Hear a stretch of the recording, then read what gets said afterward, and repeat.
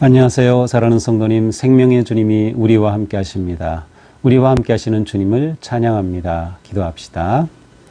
주님, 감사합니다. 언제나 주님의 말씀을 듣는 것이, 또 묵상하는 것이 저희들에게는 큰 기쁨입니다. 주님의 말씀이 저희를 지혜롭게 하여 주시고 또 거룩한 길로 이끌어 주시니 오늘도 주님의 말씀을 감사함으로 받기 원합니다. 우리의 마음, 심령의 밭을 새롭게 하여 주시고 온전히 주님의 말씀을 감사함으로 받고 믿음으로 순종하며 진정한 말씀의 사람, 하나님 기뻐하시는 거룩한 자녀가 되게 하여 주시옵소서. 예수님 이름으로 기도합니다. 아멘. 오늘 말씀은 마태복음 5장 13절부터 20절까지입니다. 너희는 세상의 소금이니 소금이 만일 그 맛을 잃으면 무엇으로 짜게 하리요? 후에는 아무 쓸데 없어 다만 밖에 버려져 사람에게 밟힐 뿐이니라. 너희는 세상의 빛이라. 산 위에 있는 동네가 숨겨지지 못할 것이요 사람이 등불을 켜서 말 아래 두지 아니하고 등경 위에 두나니 이러므로 집안 모든 사람에게 비치느니라. 이같이 너희 빛이 사람 앞에 비치게 하여 그들로 너희 착한 행실을 보고 하늘에 계신 너희 아버지께 영광을 돌리게 하라. 내가 율법이나 선지자를 폐하러 온 줄로 생각하지 말라.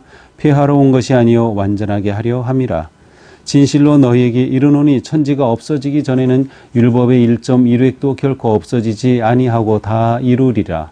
그러므로 누구든지 이 계명 중에 지극히 작은 것 하나라도 버리고 또 그같이 사람을 가르치는 자는 천국에서 지극히 작다 일컬음을 받을 것이요 누구든지 이를 행하며 가르치는 자는 천국에서 크다 일컬음을 받으리라.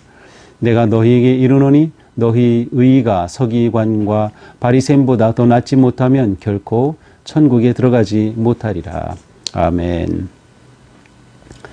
자, 산상수훈의 말씀이 계속됩니다. 어제의 말씀은 가장 대표적인 팔복의 말씀을 보았고요. 이제 오늘도 계속해서 말씀이 이어집니다. 그래서 이제 마태복음 5장, 6장, 7장까지가 산상수훈의 말씀으로 알려져 있어요. 자, 오늘 말씀 보죠. 오늘 말씀은 우리가 너무도 잘 아는 빛과 소금에 관한 말씀이에요. 13절입니다. 너희는 세상의 소금이니 소금이 만일 그 맛을 잃으면 무엇으로 짜게 하리요? 후에는 아무 쓸데없어 다만 밖에 버려져 사람에게 밟힐 뿐이니라. 자, 너희는 세상의 소금이다. 우리의 정체성에 관해서 말씀해 주는 거죠. 너희는 어떤 존재냐? 우리가 예수님을 믿는데 그렇다면 어떤 존재가 되는 것이냐라는 거죠.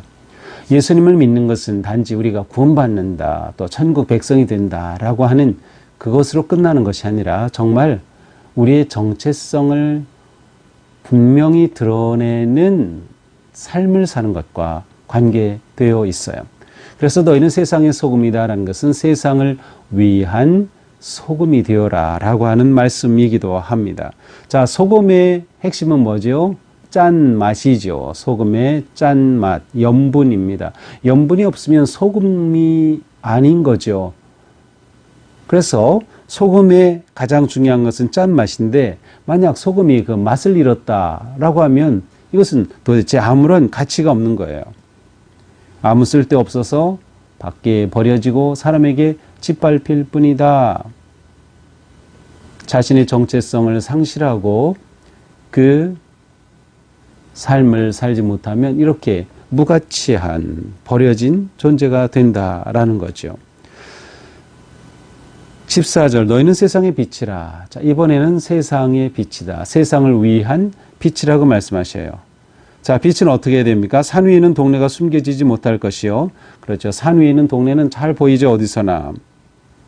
사람이 등불을 켜서 말 아래 두지 아니하고 등경 위에 두나니 이러므로 집안 모든 사람에게 비치느니라. 그처럼 등불을 켜면 등불이 집안을 잘 비치게 높은 곳에 등잔대 위에 올려놓습니다.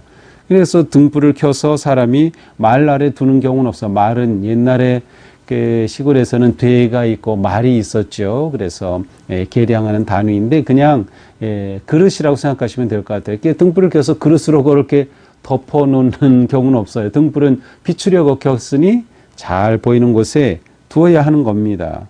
이같이 너희 빛이 사람 앞에 비치게 하여 그들로 너희 착한 행실을 보고 하늘에 계신 너희 아버지께 영광을 돌리게 하라. 자, 그러므로 너희 빛은 어떻게 돼? 비추어야 합니다. 그런데 여기서 그 빛은 곧 무엇입니까?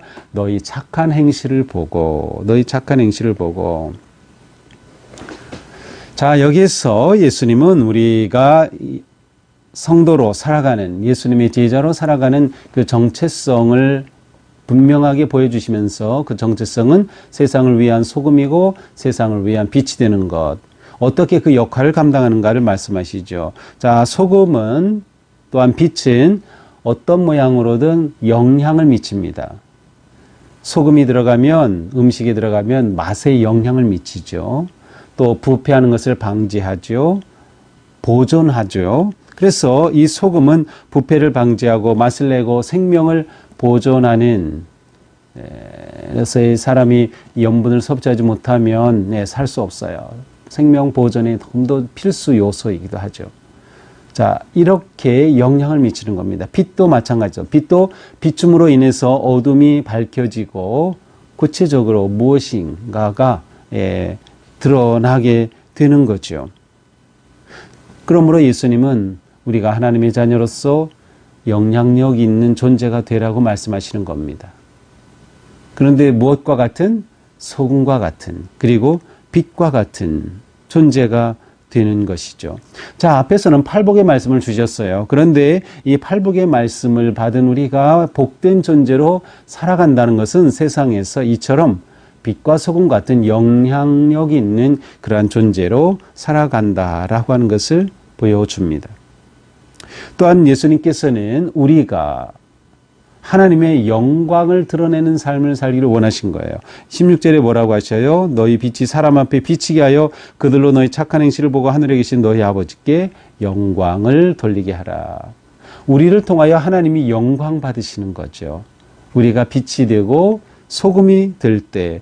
자, 그런데 소금은 녹아서 없어집니다. 소금의 특징은 그렇게 녹아서 없어지는 것, 스며드는 겁니다. 빛은 이 당시에 빛이 되기 위해서는 기름이나 아니면 밀랍 같은 것으로 이렇게 빛을 붙일 때 그것이 점점 타서 없어지죠. 자기를 태우지 않고서는, 없어지지 않고서는 빛이 될 수 없는 것이에요. 그래서 이러한 이미지가 여기에 고스란히 담겨져 있습니다. 성도는 선한 행실의 빛을 통해 하나님의 영광을 드러내는 삶을 산다. 이 선한 삶을 살기 위해서 성도는 자기를 희생하고 자기가 사라지고 자기를 낮추는, 자기를 태우는 존재가 될 수밖에 없는 거죠. 자, 그 다음 이제 예수님과 율법에 관한 말씀이에요. 17절 보면 내가 율법이나 선지자를 폐하러 온 줄로 생각하지 말라. 폐하러 온 것이 아니요 완전하게 하려 함이라. 자, 예수님께서 오심은 율법의 완성입니다. 율법의 성취입니다. 예수님께서 오심으로 하나님의 율법이 완전히 완성되는 것이죠. 그러므로 너희에게 이르노니 천지가 없어지기 전에는 율법이 1.1획도 결코 없어지지 아니하고 다 이루리라. 하나님의 율법의 말씀은 다 성취된다는 것입니다. 그렇다면 율법은 아주 작은 것 하나라도 너무도 소중합니다. 왜냐하면 그것은 없어지지 아니하고 다 이루어져야 할 것이기 때문에. 그러므로 19절 누구든지 이 계명 중 지극히 작은 것 하나라도 버리고, 그러므로 이 율법 가운데 작은 것이라도 버리면 그것은 옳지 않은 겁니다. 또 그렇게 하면서 가르치는 것 옳지 않은 겁니다. 율법을 행하고 그러면서 또한 가르쳐야 되는 것이죠. 그러므로 누구든지 이를 행하며 가르치는 자가 천국에서 크다 일컬음을 받으리라. 행함이 없는 율법은 아무런 가치가 없어요. nothing입니다. 율법은 행할 때 율법의 가치가 드러나는 것이죠. 자, 이것은 앞에서의 말씀과 연결이 돼요. 우리가 구체적으로 빛과 소금으로 영향을 미치는 삶을 살아야 진정한 성도로서의, 하나님의 자녀로서, 제자로서의 가치가 드러나는 것처럼 역시 율법은 우리에게 너무도 중요한 것이에요. 그런데 율법을 행함으로 하나님의 자녀가 되는 것이 아니라 우리는 하나님의 자녀가 되었기 때문에 율법을 작은 것까지도 지키는 그러한 빛과 소금의 존재가 되어가는 것입니다. 내가 너에게 이르노니 너희 의가 서기관과 바리새인보다 더 낫지 못하면 결코 천국에 들어가지 못하리라. 주님은 우리에게 높은 수준을 가지고 우리에게 기대하고 계셔요. 우리의 의는 서기관과 바리새인보다 더 나은 의가 되어야 되는 거예요. 그들의 문제는 무엇이었어요? 말만 하는 것이죠. 율법을 아무리 지적으로 안들, 그리고 그들이 서기관으로서 바리새인으로서 그렇게 자기들은 거룩한 것처럼 행세를 한들 그것이 율법을 행하지 않는다면 아무런 의미가 없는 거예요. 말만 권세만 가지고는 아무것도 아닌 거예요. 행함이 없으면 아무것도 아니다. 따라서 그들보다 우리가 더 높은 수준의 삶을 살아야 한다. 곧 작은 율법이라도 온전히 지키며 사는 삶. 그래서 세상에서 빛과 소금으로 살아가는 삶. 그 삶이 진정한 가치가 있는 아름다운 성도의 삶, 하나님의 자녀된 삶인 것을 말씀하고 계시죠. 자, 오늘 말씀을 보면서 우리의 삶이 어떠해야 하는가를 생각하면서 또한 우리의 정체성을 다시 한번 확인하게 됩니다. 우리는 빛과 소금이다. 이 정체성을 분명히 할 때 우리는 세상에 선한 영향력을 끼치는 사람으로 살아야 한다. 선한 영향력입니다.